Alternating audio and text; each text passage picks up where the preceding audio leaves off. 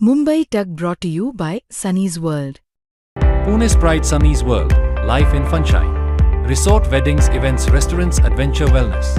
Sunny's World, perfect destination for every occasion. महाराष्ट्रातील शेतकऱ्यांसाठी अत्यंत आनंदाची बातमी आहे ती म्हणजे राज्य सरकारने आता शेतकऱ्यांची कर्जमुक्ती करण्याचा निर्णय घेतलेला आहे। अर्थात या सगळ्याची अधिकृत घोषणा झाली नसली तरी सुद्धा राज्य मंत्रिमंडळाच्या बैठकीमध्ये या बद्दलचा निर्णय झालेला आहे आणि याची अंमलबजावणी सुद्धा काही काळामध्ये सुरू होण्याची शक्यता आहे। आपल्याला माहिती आहे की विधान परिषदेच्या निवडणुका सध्या होऊ घातलेल्या आहेत आणि त्यामुळे आचारसंहिता लागू असल्यामुळे याची अधिकृत घोषणा करता येणार नाही असं निवडणूक आयोगाकडून राज्य सरकारला सांगण्यात आलं होतं। त्यामुळे राज्य मंत्रिमंडळाच्या बैठकीमध्ये या कर्जमाफीचा निर्णय घेण्यात आला, परंतु त्याची अधिकृत घोषणा ही आचारसंहिता संपल्यानंतर या निवडणुका झाल्यानंतरच करता येणार आहे। पण ही कर्जमाफी नेमकी असणार कशी आहे, याच्यामध्ये कुठले शेतकरी पात्र असणार आहे, किती लाखांपर्यंत ही कर्जमाफी असणार आहे आणि तुम्हाला आठवत असेल तर उद्धव ठाकरेंनी जी 2019 मध्ये कर्जमाफी केली होती त्याच्या आणि याच्यामध्ये काय फरक आहे, याच्यामध्ये किती शेतकऱ्यांना लाभ मिळणार आहे, हे सगळं आपल्याला समजावून घ्यायचं आहे। सुरुवातीला मी तुम्हाला अगदी पार्श्वभूमी सांगतो, तर तुम्हाला आठवत असेल तर या ज्या विधानसभेच्या निवडणुका झाल्या होत्या त्या निवडणुकांच्या आधी महायुतीकडनं आम्ही कर्जमाफी करू, आम्ही शेतकऱ्यांचा सातबारा कोरा करू असं जे आश्वासन आहे ते देण्यात आलं होतं। त्यानंतर सुद्धा 2 वर्ष झाले तरी सुद्धा शेतकऱ्यांच्या कर्जमाफीबाबतचा कुठलाही निर्णय हा घेण्यात आला नव्हता। महायुतीचं सरकार आल्यानंतर सुद्धा हा निर्णय काही झाला नाही। बच्चू कडूंनी मधल्या काळामध्ये आंदोलन केल्याचं तुम्ही सगळं पाहिलं होतं। मोठ्या प्रमाणात शेतकरी एकत्र झाले होते आणि त्यानंतर या सगळ्या शेतकऱ्यांचं जे शिष्टमंडळ आहे ते मुख्यमंत्र्यांच्या भेटीसाठी गेलं होतं आणि त्यामध्ये मुख्यमंत्र्यांनी आश्वासन दिलं होतं की 30 जूनच्या आतमध्ये आम्ही शेतकऱ्यांची कर्जमाफी करू।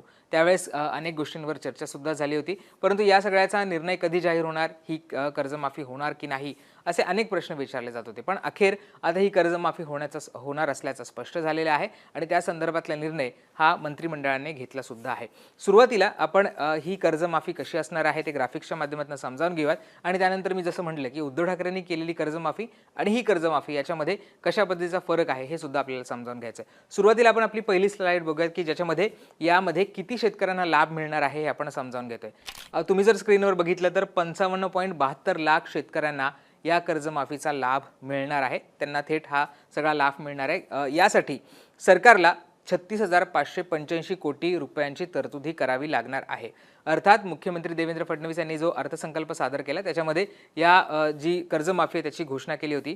पुण्यश्लोक अहिल्यादेवी होळकर शेतकरी कर्जमुक्ती योजना असं या योजनेला नाव देण्यात आलेलं आहे आणि या योजनेअंतर्गत आता 36,585 कोटी रुपये हे याची तरतूद ही या सगळ्यामध्ये करावी लागणार आहे आणि तुम्ही बघताय की 55.72 लाख शेतकऱ्यांना या कर्जमुक्तीचा लाभ मिळणार आहे। आपण दुसऱ्या स्लाइडवर जाऊया की ज्याच्यामध्ये इतर ज्या अटी आहेत त्या गोष्टींबद्दलची माहिती देण्यात आली आहे।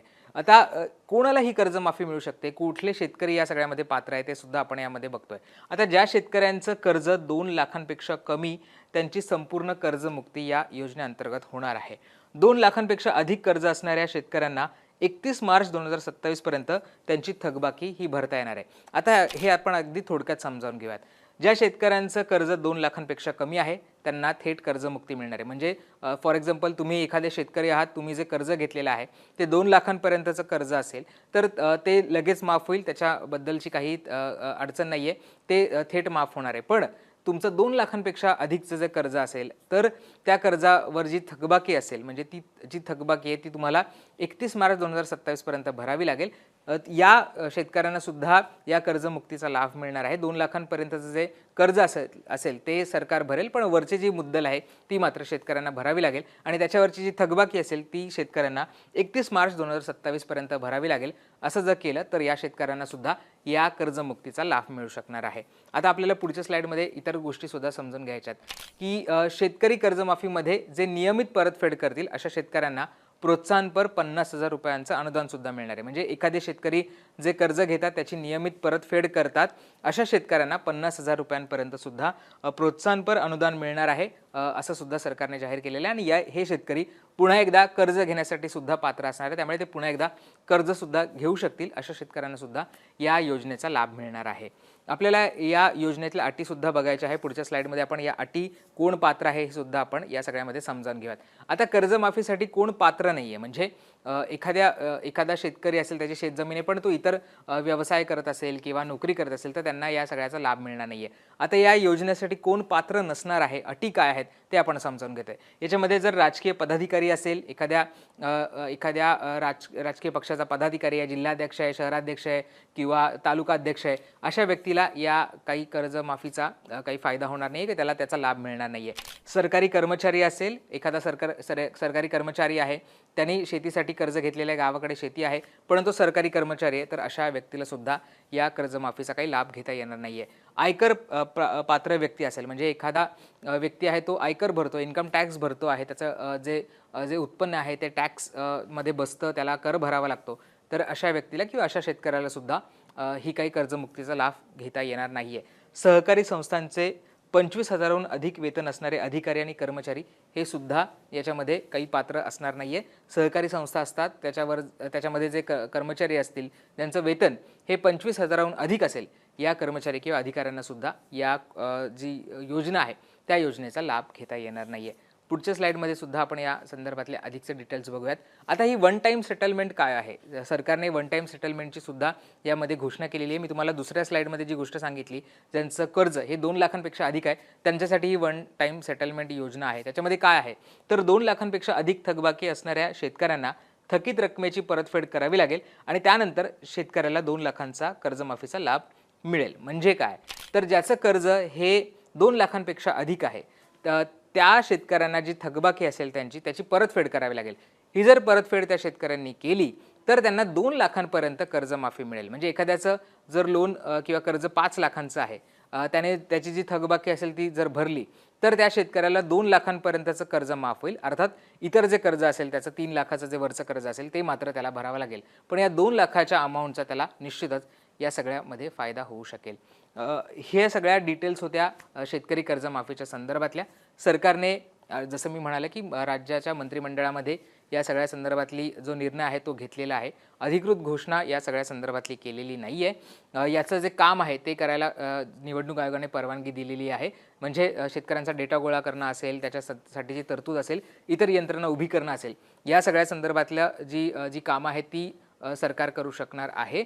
पण त्याची अधिकृत घोषणा ही सरकारला करता येणार नाहीये. त्यामुळे जसं तज्ज्ञांकडून सांगण्यात येत आहे की याची अंमलबजावणी होण्यासाठी किंवा शेतकऱ्यांच्या खात्यामध्ये पैसे जमा होण्यासाठी जुलैपर्यंतची वाट कदाचित शेतकऱ्यांना पाहावी लागेल आणि तेव्हा त्यांना या सगळ्या ज्या योजनेचा लाभ मिळवता येईल हे सुद्धा या सगळ्यामधून स्पष्ट झालेलं आहे. आता मी सुरुवातीला जो प्रश्न म्हटलं होतं की तो म्हणजे उद्धव ठाकरे यांनी जी 2019ला कर्जमाफी केली होती ती आणि याच्यामध्ये नेमका काय फरक आहे, उद्धव ठाकरेंनी किती शेतकऱ्यांना कर्जमाफी दिली होती, त्याच्या अटी काय होत्या, हे सुद्धा आपण पटकन समजावून घेऊयात. कारण आपण सातत्याने म्हणतो की उद्धव ठाकरे किंवा विरोधक म्हणायचं की आम्ही आमच्या महाविकास आघाडीच्या काळामध्ये कर्जमाफी केली होती, शेतकऱ्यांना आम्ही कर्जमुक्त केलं होतं, शेतकऱ्यांचा सातबारा कोरा केला होता, त्यामुळे नेमकं त्यावेळेस काय झालं होतं आणि आत्ताच्या या कर्जमुक्तीचा शेतकऱ्यांना कसा लाभ होणार आहे याचं आपण थोडक्यात आकलन करूयात. आपण जर बघितलं तर उद्धव ठाकरेंनी जी कर्जमाफी केली होती त्याचं नाव दिलं होतं महात्मा ज्योतिराव फुले शेतकरी कर्जमुक्ती योजना. 2019च्या हिवाळी अधिवेशनामध्ये उद्धव ठाकरेंनी या सगळ्या संदर्भातली घोषणा केली होती. आता याचा लाभ किती झाला होता, तर 39 लाख शेतकऱ्यांना या योजनेचा लाभ झाला होता 2019 मध्ये. याच्यामध्ये काय होतं तर 2 लाख रुपयांपर्यंतचं पीक कर्ज हे माफ करण्यात आलं होतं. या योजनेमध्ये सुद्धा 2 लाखापर्यंतचं पीक कर्ज माफ आहे. उद्धव ठाकरेंनी जी योजना आणली होती त्या योजनेमध्ये सुद्धा 2 लाखांपर्यंतचं जे पीक कर्ज आहे ते माफ करण्यात आलं होतं. यामध्ये आपण जर बघितलं तर त्यावेळेस 29,800 कोटी रुपयांचा जो तरतूद आहे ती करावी लागली होती. त्याचा भार हा राज्याच्या तिजोरीवर पडला होता. ही योजना मार्च ते 2020 पर्यंत पूर्ण करण्याचं नियोजन सुद्धा त्या सगळ्यामध्ये करण्यात आलं होतं.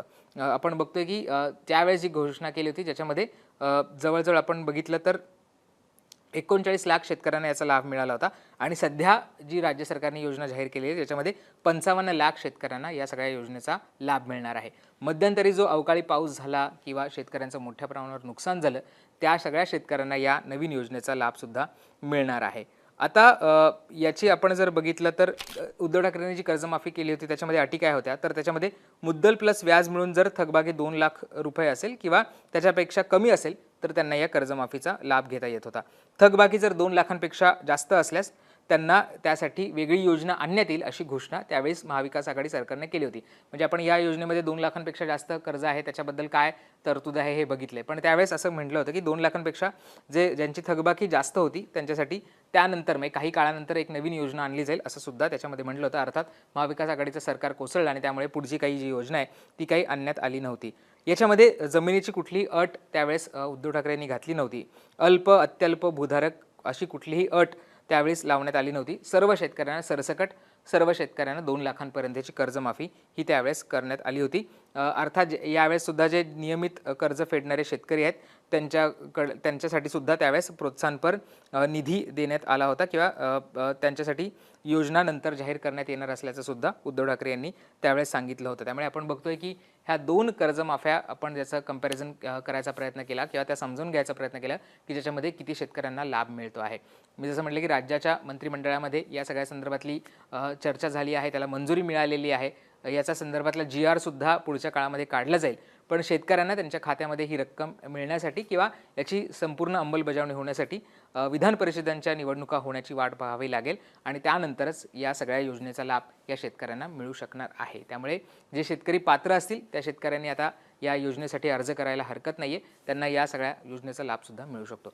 तुम्हाला या योजनेबद्दल काय वाटतं, या अटींबद्दल काय वाटतं, सरकारने जी तरतूद केली त्याच्याबद्दल काय वाटतं हे आम्हाला कमेंट करून सांगायला विसरू नका आणि मुंबई तकला तुम्ही सबस्क्राईब केलं असेल ते सुद्धा करा. धन्यवाद.